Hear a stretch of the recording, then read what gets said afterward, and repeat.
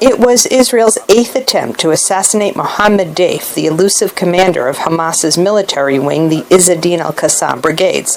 Israel says Deif is responsible for terror attacks that have killed hundreds of Israelis, including playing a major role in the October 7th Hamas terror invasion into Israel that killed some 1,200 people and took more than 250 hostages. In a news conference Saturday, Israeli Prime Minister Benjamin Netanyahu said Israel will not stop until all senior Hamas officials have been killed. He said Deif and his deputy were the targets of the airstrike.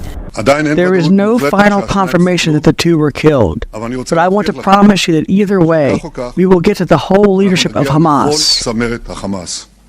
Netanyahu said that Israel's continued military pressure has weakened Hamas and made more likely a deal that would release hostages in exchange for a ceasefire.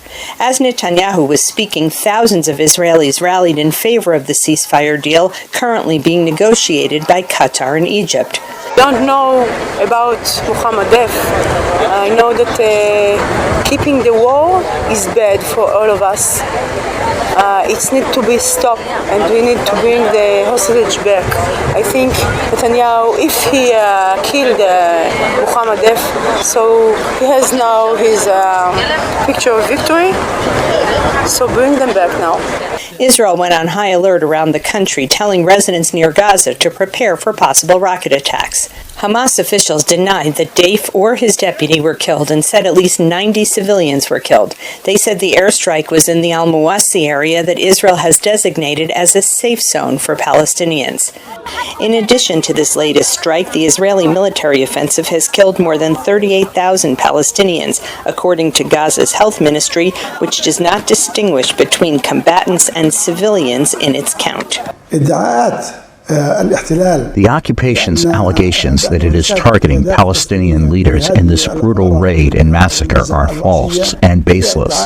This is not the first time that the occupation has claimed that it is targeting Palestinian leaders, and then it turns out that this is not true. The truth is that these allegations are an attempt to cover up the scale of the crime and the scale of the massacre. The Israeli airstrike in Gaza comes amid reports that ceasefire talks had been making progress.